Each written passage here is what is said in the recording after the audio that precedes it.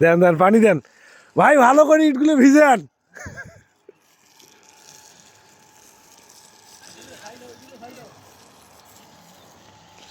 যে জিনিসটা যদি এইভাবে রাখে তাহলে আসলে একটু সমস্যা হবে। পানি তো সে বোঝাই হয়ে গেছে, বালু টালু তুলছে এখানে মোটামুটি ভাবে।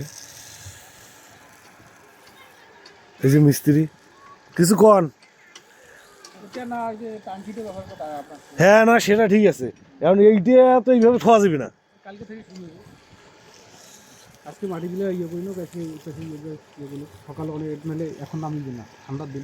ঠান্ডার দিন তো এটাই অবস্থা ভয়াবহ খারাপ, এতে পানি সেকিল খায় এটা। পানি থাকে না, পানি এই মাটিগুলো আছে না, এই মাটিগুলো সম্পূর্ণ সারে দিতে হবে। সম্পূর্ণ সম্পূর্ণ সারি দিবার লাগবে। তারপর নামবে বাস নিয়ে আসছে, বাস আছে। আচ্ছা, সেপারেট ট্যাঙ্কি এখানে হয়েছে, রিপোর্ট আবার ঢাকাত পাঠাই।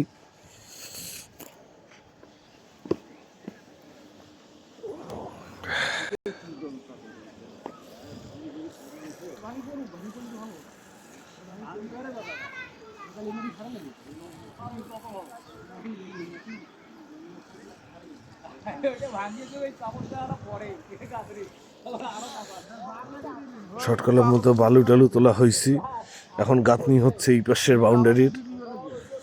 আজকে এই কাজ করতেছে। এই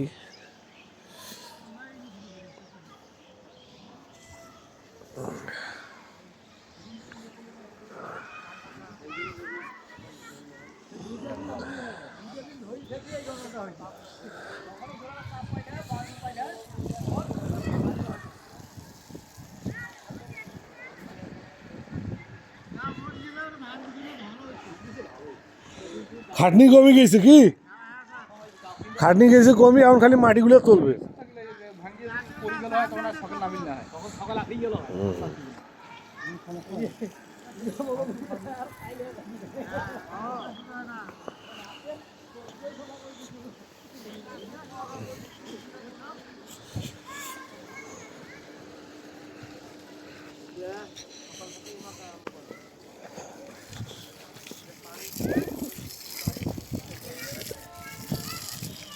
ভাই কিছু কবেন,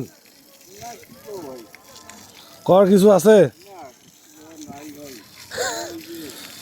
ওনাকে একটু বলেন যে আসলে ঢাকায় ঠান্ডার অবস্থাটা কি। হ্যাঁ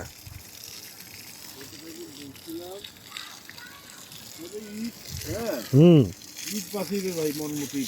ইট ইট 100 আছে। আমি এলাকায় একটা সাইড থেকে আসলাম, তার তুলনায় বহুত ইট পেয়েছেন।